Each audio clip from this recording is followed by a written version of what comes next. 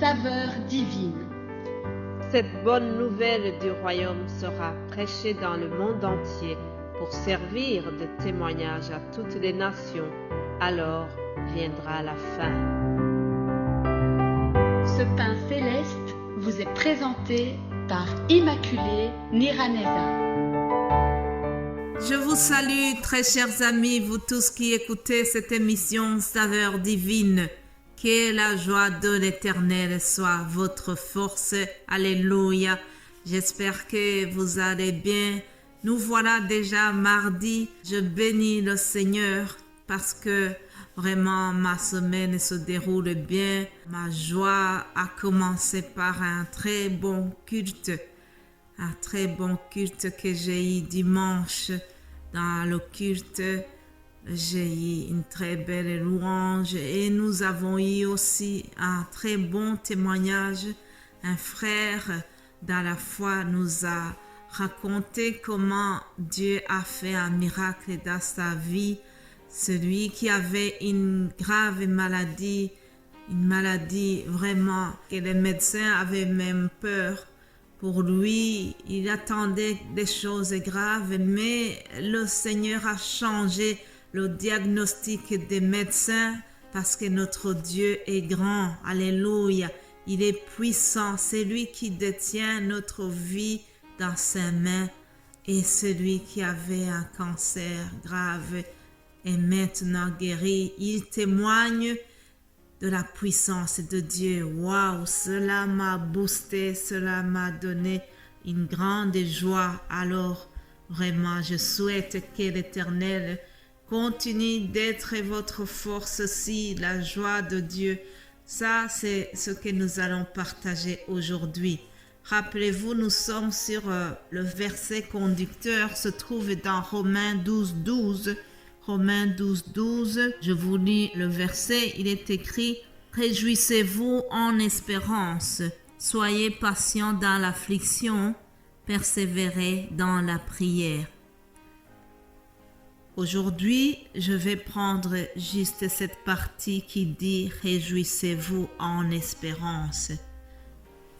Chers amis, en tant que chrétiens, nous avons la recommandation de se réjouir, être joyeux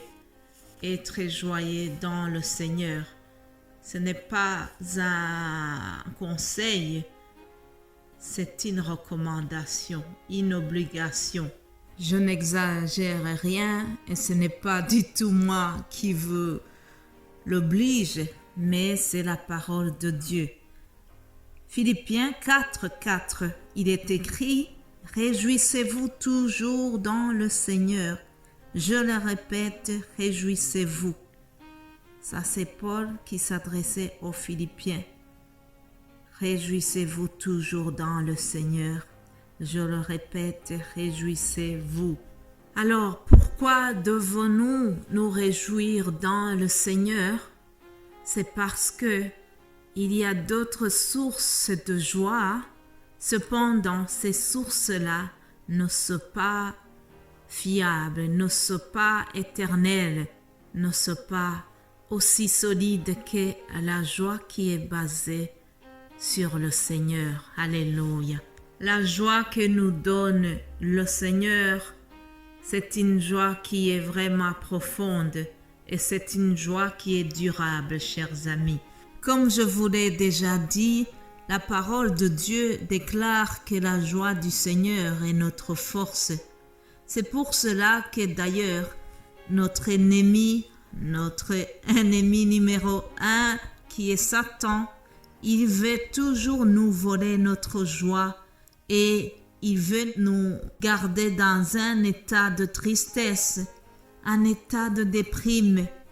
Ah oui, chers amis, parce qu'il sait que la joie, c'est quelque chose qui a de la force, c'est quelque chose qui va nous pousser à aller devant. Lorsque l'on n'a pas du tout de joie, on ne veut pas avancer. En effet, sans la joie, nous n'avons pas de force. Et sans force, nous ne pouvons pas faire face aux adversités de la vie. Sans la force, nous ne pouvons pas accomplir l'œuvre de Dieu. Si je n'ai pas la force, je ne pourrai pas vous donner saveur divine du lundi au vendredi. Je bénis Dieu qui me donne encore la force. C'est lui qui me tient debout et vraiment je suis reconnaissante à lui. Jésus a dit, vous aurez des tribulations dans le monde. Le Maître nous a prévenu qu'en tant que ses disciples, dans ce monde, nous aurons parfois des épreuves. Rappelez-vous, je suis sur ce titre d'aujourd'hui que la joie de l'Éternel est notre force. Cependant, nous traversons parfois des épreuves qui viennent pour nous voler notre joie, qui viennent pour nous voler cette force. Mais, rassurez-vous, chers amis, Dieu nous fait toujours triompher. Alléluia. Dieu nous fait traverser par chaque difficulté.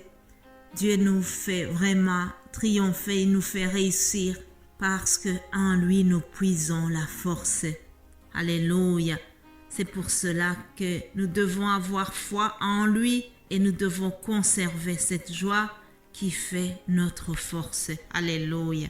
Mon frère, ma sœur, aujourd'hui, je veux encore une fois te rappeler, comme je le rappelle à moi aussi, je te parle et en même temps je me parle à moi-même que nous devons veiller.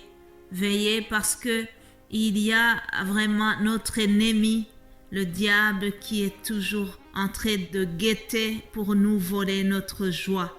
Alors, comment est-ce qu'il va procéder? Il va passer par des problèmes financiers. Il peut passer par des tensions sentimentales ou bien des ruptures dans des familles.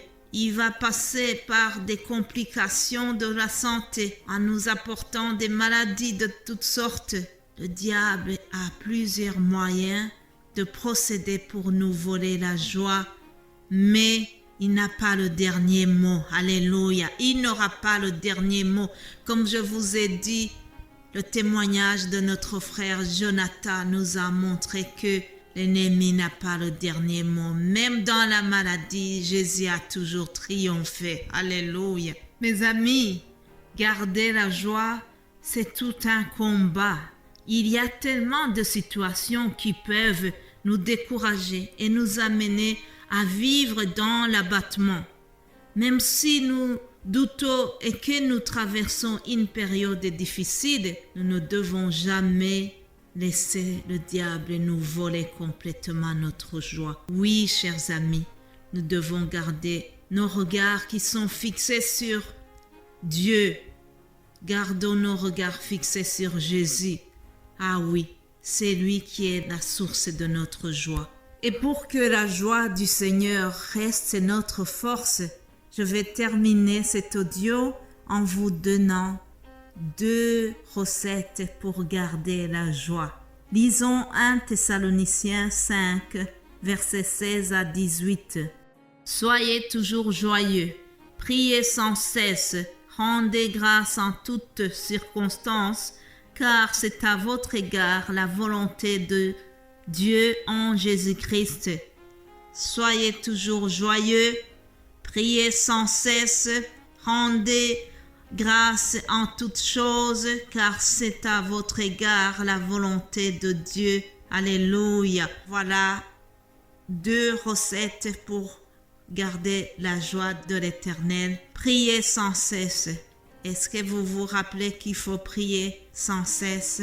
Deuxième chose, nous devons rendre grâce en toutes choses. Alléluia. Rendez grâce en toutes choses. Comptons les bienfaits de Dieu dans notre vie. Alléluia. Comptons les bienfaits de Dieu et nous verrons que le nombre en est grand, chers amis. Voilà pour terminer cet audio. Que Dieu vous bénisse abondamment et je vous souhaite de garder la joie du Seigneur. Amen.